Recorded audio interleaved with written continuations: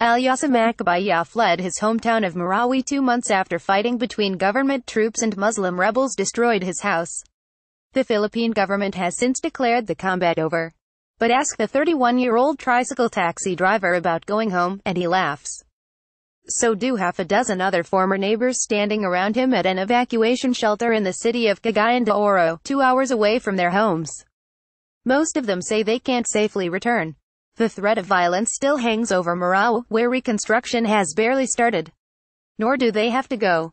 The mayor of Cagayan de Oro decided to let the evacuees stay and has offered them an unusually broad array of services. We are not driving them from the city. They can stay as long as they want, Mayor Oscar Moreno said. Who knows, maybe some will settle down here. His decision is remarkable for a couple of reasons.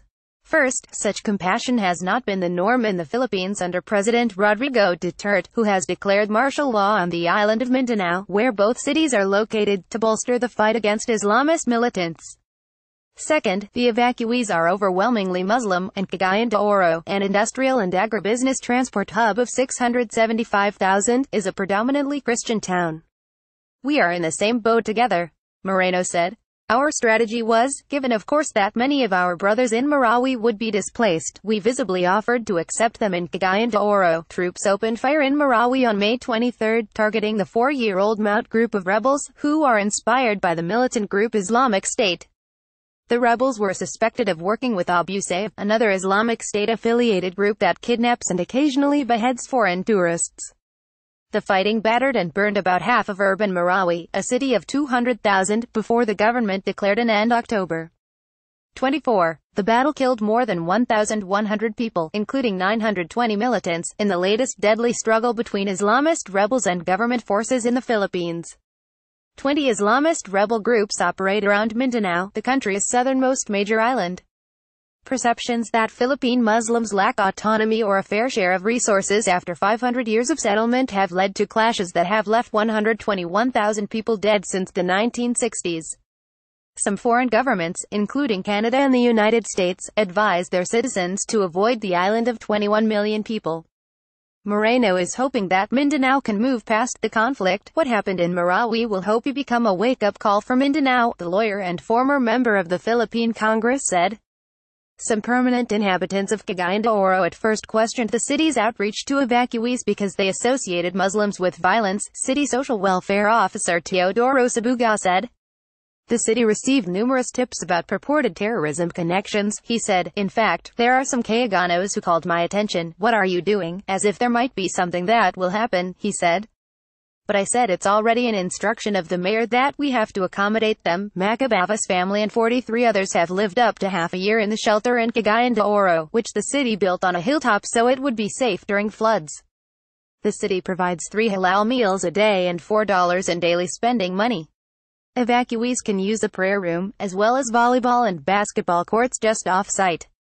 Their children may legally attend public schools in the host city, and a few of the displaced now work, selling goods in a local market. My house is destroyed and I have no place to live, Macabaya said one weekday afternoon after a volleyball workout. He described shelter life as happy. 8 families from the evacuation shelter had returned to parts of Marawi as of mid-November after government security advisors declared their neighborhoods safe. However, most of the 19,000 people who reached Cagayan de Oro still live there with extended family. The city has offered them temporary ID cards, spaces for their children in public schools and in some cases resettlement in the shelter when family living didn't work out. Aid is flowing in. A local Catholic diocese, the central government, Philippine charities and private companies are among 12 major relief donors for Cagayan de Oro's evacuees. One shelter resident, Amande Amla, 28, who has passed the months playing chess and volleyball, praised the effort. The donors, he said, didn't miss any assistance. At International School Cagayan de Oro, students and teachers are organizing a year-end holiday party for as many as 400 displaced children. The high school students have massed enough donated clothes and toys for those children to fill a classroom, school president Rona Canoy said. Still, a lot of children from Marawi avoid Cagayan de Oro schools because of fear of bullying, she said. Shelter life can be trying. At least 2 families live in each room, all on foam mats.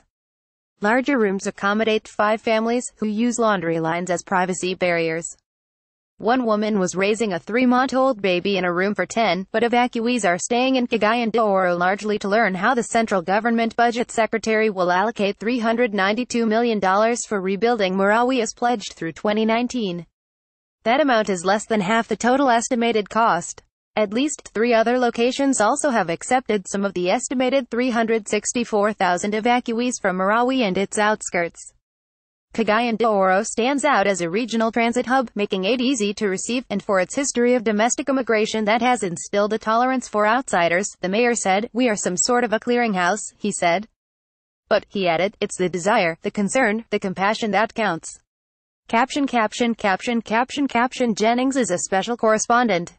Alyassa Trump praises his great relationship with Philippines. Duterte ignores questions about human rights. A Muslim landowner in the Philippines took in Christians to protect them from Islamist extremists. Islamic State. Rodrigo Duterte